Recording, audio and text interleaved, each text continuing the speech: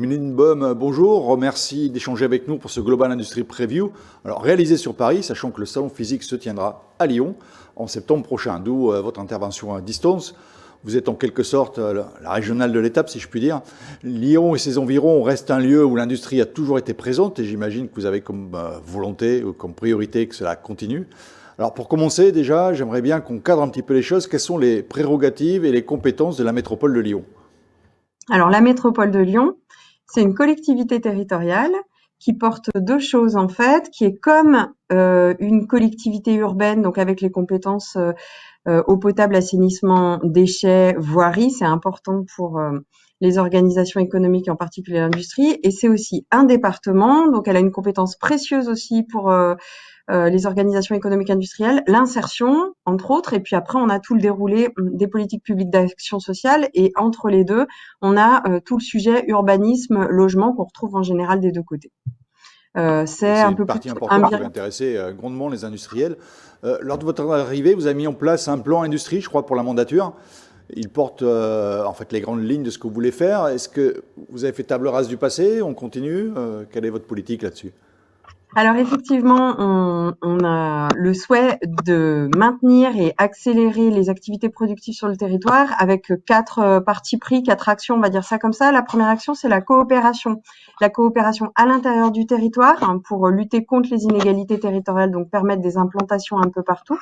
Et la coopération avec les franges et des alliances territoriales, une en particulier avec Saint-Étienne Métropole. Le deuxième sujet, c'est accompagner la transformation, c'est-à-dire résoudre ces problèmes d'approvisionnement, mais aussi résoudre les problèmes de sobriété et d'efficacité énergétique, pour faire très simple. Donc pour ça, on a une diversité d'offres de services.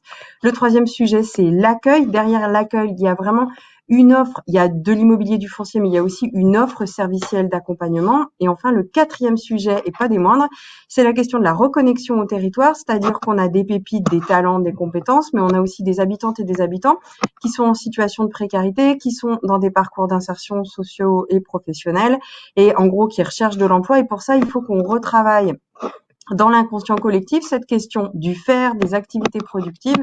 Donc on s'est doté d'un objet qui s'appelle une fondation de médiation industrielle pour porter tout ça. Voilà, bah écoutez, on va creuser un petit peu ces deux sujets. Vous avez parlé du foncier tout à l'heure en disant que c'était une de vos prérogatives.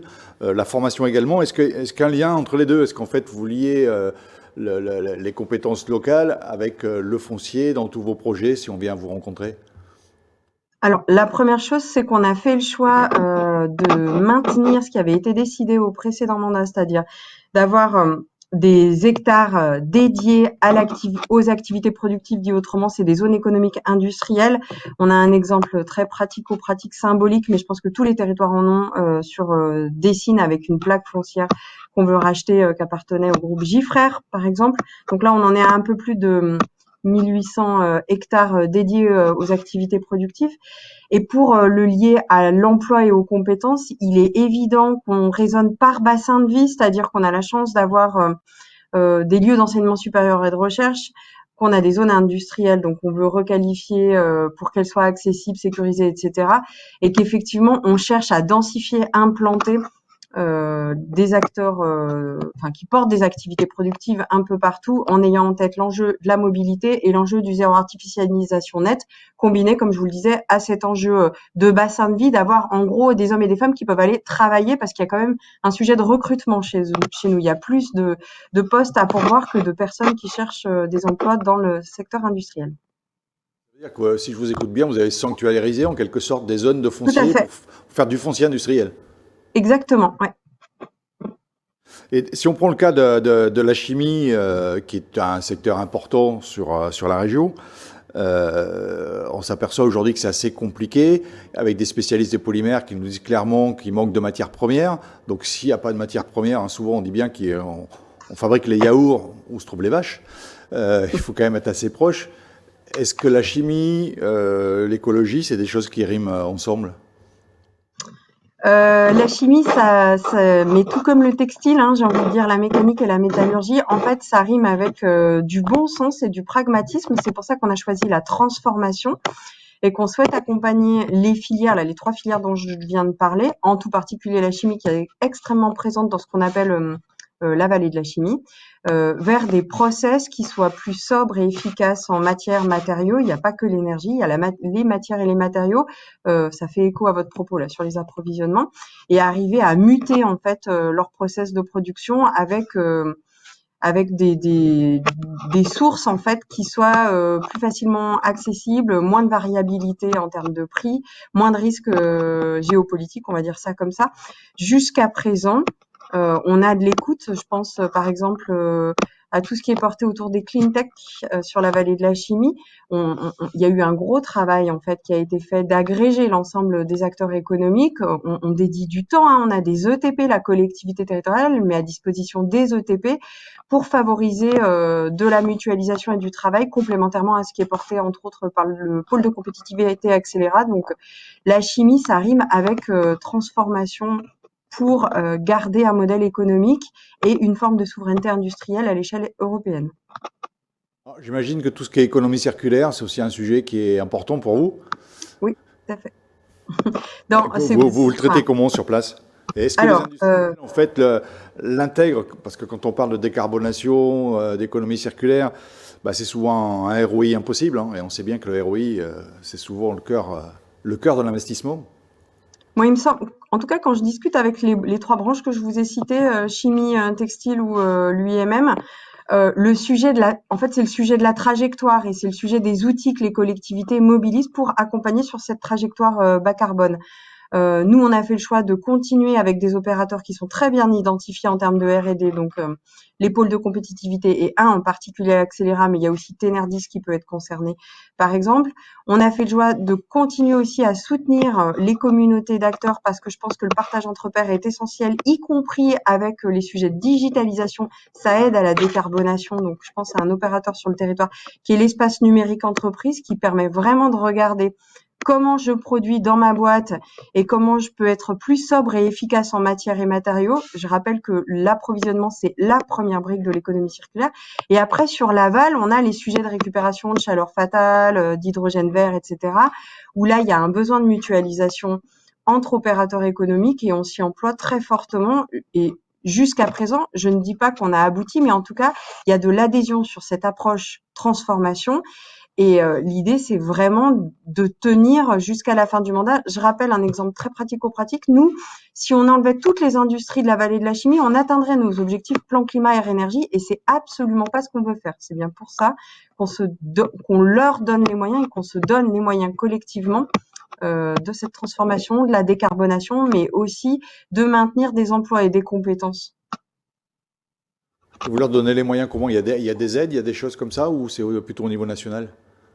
Non, alors il y a les guichets nationaux là, qui étaient dans le plan de relance, mais on a par le passé, avant même qu'il y ait le plan de relance, comme je disais, on a mis des ETP pour favoriser la mutualisation, la coopération sur cette plaque, la vallée de la chimie.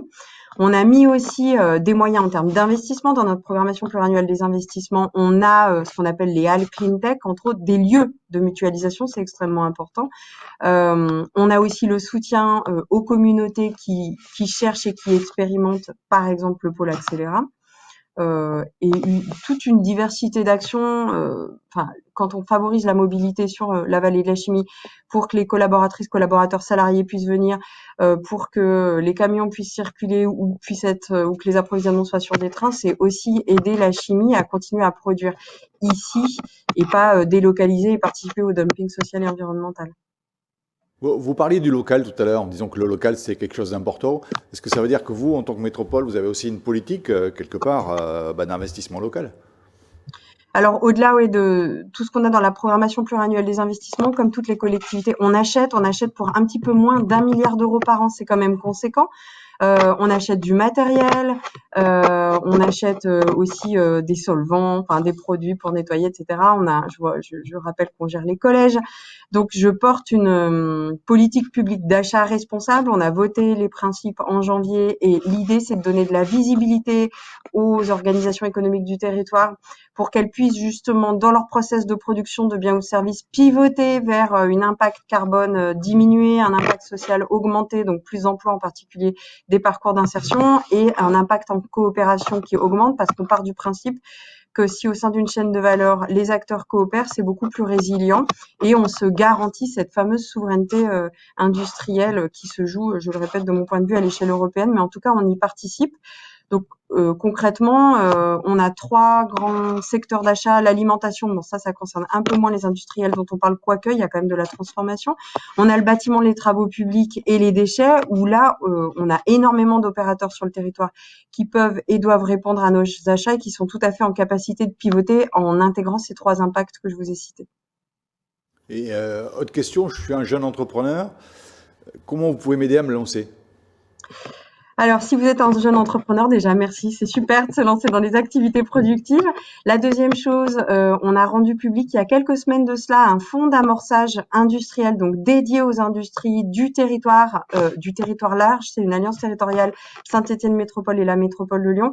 On est bien sur de l'amorçage de l'aide en fonds propres, donc au moment où c'est le plus compliqué d'aller attraper son banquier et qu'il est super confiance. On n'est pas du tout sur des phases d'hypercroissance, d'hyperdéveloppement.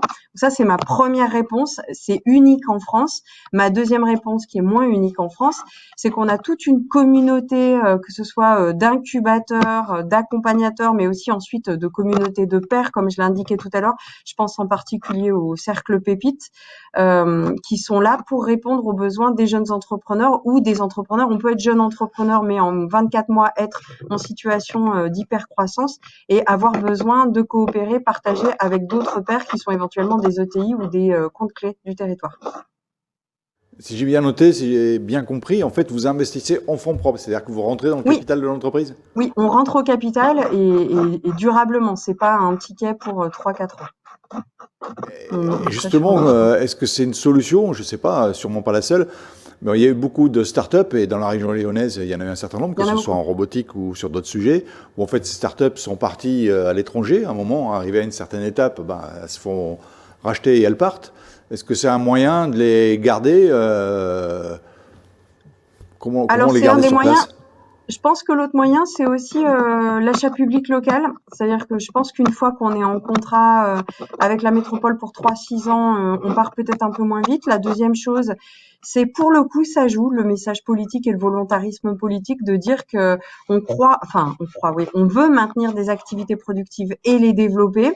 Et qu'on maintient un écosystème en termes d'accueil, donc foncier, immobilier, accompagnement, qui répondent à tous les stades de développement des entreprises. Qui, je le rappelle, répondent aux besoins des habitants. On a éventuellement des jeunes entreprises qui peuvent partir dans d'autres pays pour des raisons purement fiscales et en général, ces entreprises-là ne répondent pas aux besoins pratico-pratiques du quotidien des habitants. Oui, enfin, j'étais aussi sur des entreprises qui sont peut-être moins liées à l'habitant, mais qui sont de véritables pépites qu'on a eu en France. Et en fait, on les a vus racheter. Je ne sais pas si c'était que pour les problèmes fiscaux, mais enfin, on les a vus racheter pour aller plus loin, pour grossir. Je pense que dans le même temps où on a créé le fonds d'amorçage industriel, on est en dialogue avec les comptes clés du territoire, donc les fameux grands comptes, entre autres sur ces sujets de réindustrialisation, de maintien d'activités et développement des activités productives. Donc peut-être qu'en tenant les deux bouts, en discutant avec eux pour leur donner à voir les talents, les pépites du territoire qui sont sous forme start-up, jeunes entreprises, et en donnant les moyens à ces jeunes entreprises de se développer, on peut arriver à combiner des choses. J'espère en tout cas. Bon, si elles vont dans d'autres régions françaises, pourquoi pas, mais j'espère qu'on arrivera à maintenir les talents sur notre territoire. Je vous le souhaite. Comment on va changer un peu les mentalités pour terminer? En fait, on a quand même l'impression que on réclame d'un côté une indépendance nationale en produisant localement, et puis d'un autre côté, il y a une époque, on ne voulait pas d'usine proche de chez soi, on ne voulait pas d'usine à côté, donc il y a une dualité, il y a un choix à faire. Est-ce que les mentalités évoluent à ce niveau-là? Parce que vous disiez qu'elles se mêlaient, qu'on essaye d'imbriquer tout ça. Ouais. C'est un sujet en fait de revaloriser et même survaloriser de mon point de vue les métiers du faire, c'est-à-dire qu'effectivement changer dans l'inconscient collectif cette image de l'industrie polluante qui porte des nuisances sur le territoire à des lieux où on produit des biens et des services dont on a besoin dans notre quotidien et dont on maîtrise justement et on connaît les pollutions et nuisances. Je ne dis pas qu'on arrivera à limiter toutes les externalités négatives. Ceci étant dit, il y a énormément d'externalités positive, donc la création d'emplois, la création de parcours d'insertion, mais il y a aussi être dans ce faire et être en capacité, alors c'est pas une question d'autosuffisance ou d'autonomie du territoire, mais de moins dépendre d'autres territoires mondiaux. Alors là, je parle pas d'autres régions de France ni même de l'Europe de l'Est, mais voilà, de remettre des chaînes de valeur à l'échelle européenne qui permettront ensuite, je pense, par exemple, d'utiliser des systèmes de type taxe carbone aux frontières de l'Union européenne et de tenir nos objectifs climatiques dans une justice sociale. C'est super important, mais c'est vrai que dans un premier temps, il faut parler aux habitantes, aux habitants, aux collégiens, aux collégiennes, parce que c'est notre compétence. Et pour ça, on a créé une structure qui s'appelle la Fondation Médiation Industrielle, toujours en alliance territoriale avec Saint-Étienne Métropole, qui a les mêmes partis pris, les mêmes enjeux que nous, et avec différents objets de médiation. Hein. Il peut y avoir du jeu, de la culture, des stages, des parcours découvertes métiers, de vraiment repositionner dans l'inconscient collectif se faire ces activités productives. Parce que si on en reste à l'image de la traversée de la vallée de la chimie que beaucoup de Français connaissent, pour celles et ceux qui ont la chance d'aller en Méditerranée, on n'avancera pas. Ceci étant dit, je pense que sur Global Industrie, on sera bien placés toutes et tous pour rencontrer des entrepreneurs, des hommes et des femmes qui sont dans le faire, y compris avec de la digitalisation, et qui savent très bien qu'il y a une certaine acceptabilité qu'on doit tous porter, donc tous porter l'effort vers cette transformation de nos process de production.